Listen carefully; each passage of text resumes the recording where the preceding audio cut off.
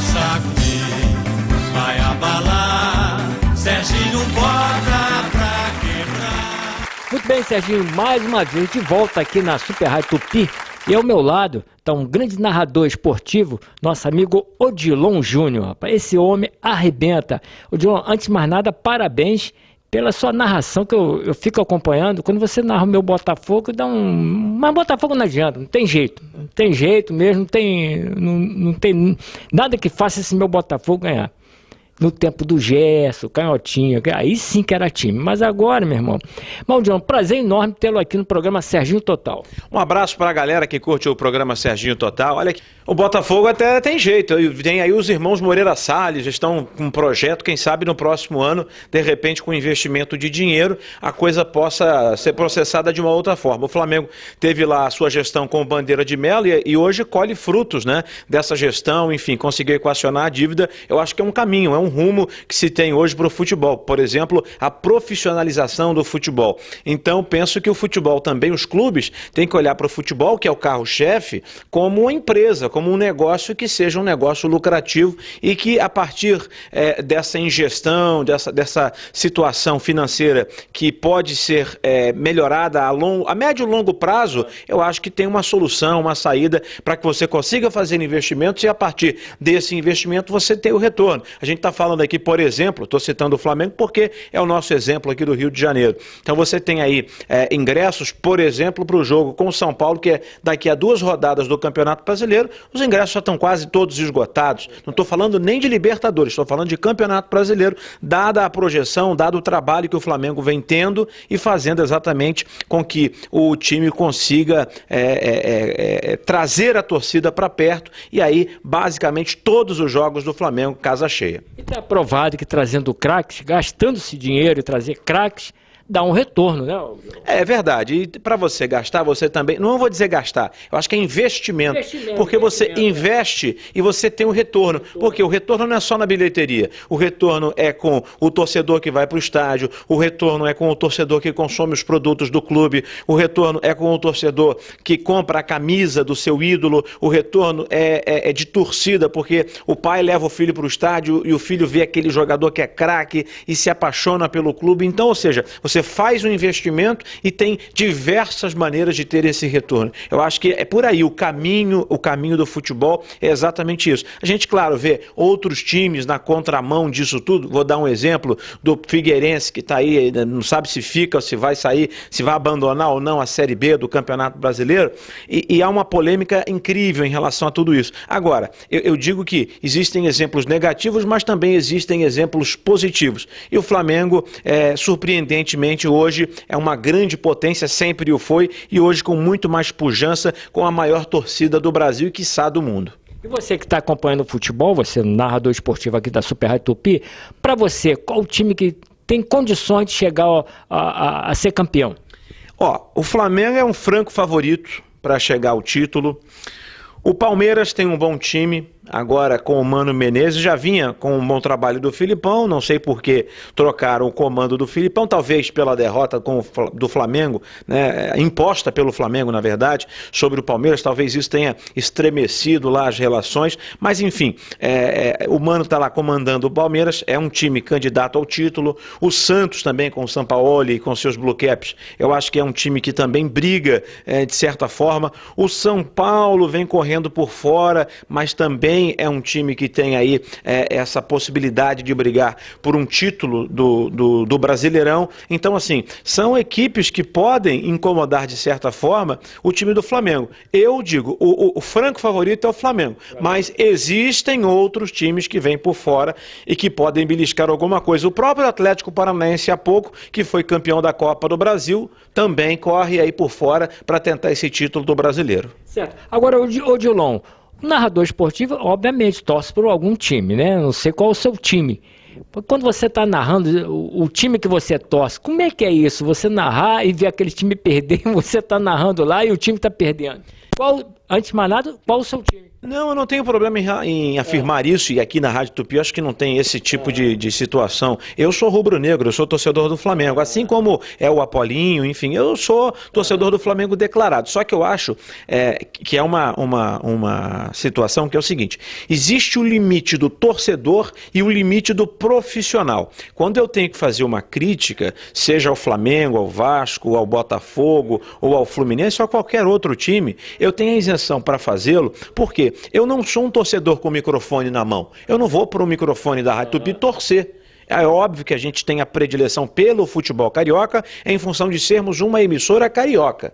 Isso é uma questão óbvia, porque eu não posso estar narrando, falando para o público do Rio de Janeiro e torcendo para o Paysandu, por exemplo. Nada contra o Paysandu, mas a minha praça não é Belém, minha praça é Rio de Janeiro. Então eu tenho que fazer o meu trabalho voltado para esse público que gosta do futebol carioca. E independente de qualquer coisa, independente de qualquer torcida, eu tenho que respeitar a instituição. Seja a instituição Vasco da Gama, a instituição Fluminense Futebol Clube, seja o Botafogo de Futebol e Regatas, seja o Clube de Regatas do Flamengo, enfim, eu tenho que respeitar o clube acima de tudo. Por quê? Quando a gente eleva a instituição a um patamar, a gente está colocando o clube acima de toda a predileção clubística que eu possa vir a ter. Então, quando eu estou fazendo o meu trabalho como narrador, eu vejo que é o meu trabalho e que eu tenho que me empenhar tanto quanto se estivesse narrando o jogo do Flamengo, do Vasco, do Fluminense, do Botafogo, porque eu tenho que respeitar essas torcidas que acompanham o meu trabalho, independente da minha torcida, porque quando as pessoas falam, não tem time não, quem trabalha com futebol, se não tiver time, amigo, tem alguma coisa errada. É verdade, é verdade. E parabéns pela sua transmissão, que você passa realmente emoção, a emoção para o torcedor, né? Isso é importante no locutor.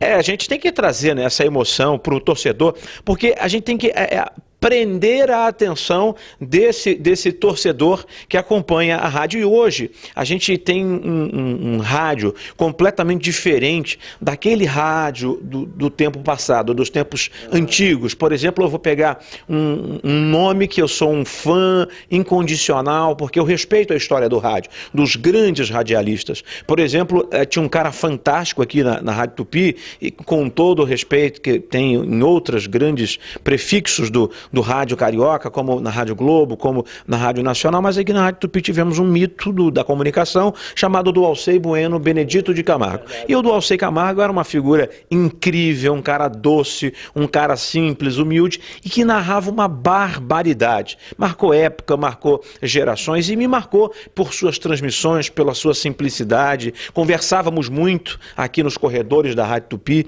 e me dava altas dicas e eu aprendi exatamente no berço, né? Beber ali daquela água cristalina na fonte. Então, assim, aprendi com o Dualcey diversas coisas. Feríssima, e o Dodô, como chamávamos simpaticamente, porque era um querido, que Deus o tenha, com certeza. Papai do Céu está montando um timaço lá em cima, não sei qual a pretensão dele, mas tenho certeza, deve ter uma rádio lá no céu. Meu amigo, olha... Chamar produtor que tem que segurar Então, tem que segurar mas de qualquer maneira, ele está montando um time lá de narradores, comentaristas e repórteres, meu Deus do céu. Vou te contar uma coisa, mas enfim, é a história do rádio, e a gente tem que respeitar essa história da mesma forma que a gente respeita o público. Então, na época do Dualcey, apenas para fazer um comparativo, a reação do torcedor, a interação do torcedor com o narrador era uma. E hoje, nos tempos de redes sociais, de internet, como a reação é imediata. Ou seja, a gente tem um feedback daquilo que a gente faz automaticamente. Eu falo uma coisa, emito uma opinião, e esse ouvinte torcedor, ele me retorna imediatamente, seja pelo WhatsApp, seja pelo Facebook, seja pelo Twitter, pelo Instagram. Tem diversas maneiras de interagir com a gente. Essa forma, essa interação pelas redes sociais faz uma integração e aumenta ainda mais a minha responsabilidade no sentido de levar uma informação completamente fidedigna àquilo que eu estou transmitindo, aquilo que eu estou passando para o meu ouvinte. Não adianta mais você querer inventar, querer florear o pavão, quando na verdade você tem que ser direto e reto com aquele teu ouvinte, com aquele cara que gosta do teu trabalho. Pô, você é fera, meu irmão. Parabéns. E, aliás, antes da gente se despedir, pode dar um recadinho lá para Teresópolis, que a nossa imagem é Geração TV, canal 14 de Teresópolis. Um abraço para essa rapaziada de Teresópolis. Teresópolis, assim como Petrópolis, tem histórias, né, bacanas e outra coisa. Você sabe por que é Teresópolis? Vou te dizer por quê.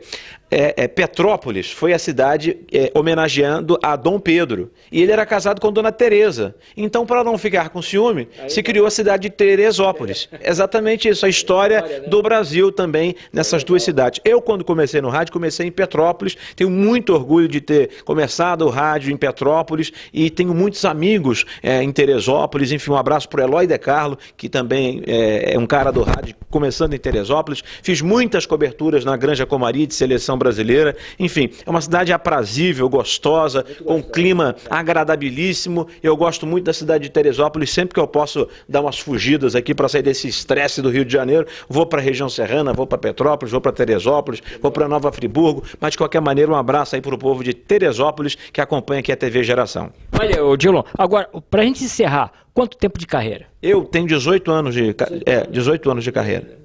Novinho não, tenho 36, metade da minha vida. Tem muito chão ainda. Deus, aí você arrebenta realmente. Estamos aí, estamos na luta, estamos aqui, né, na caminhada aqui na Rádio Tupi, desses 18 anos, 16 aqui na Rádio Tupi e 2 em outras emissoras menores, mas que também me ajudaram bastante nessa caminhada aqui na Super Rádio Tupi. Mas eu vou mandar só um tá lá pra você, Serginho. Um abraço, irmão. Valeu, esse foi Odilon Júnior, aqui da Super Rádio Tupi, com imagem de Paulo Baristeiro, reportagem José Carlos Rocha para o programa Serginho Total. É com você, Serginho. Vai sacudir, vai abalar, Serginho bota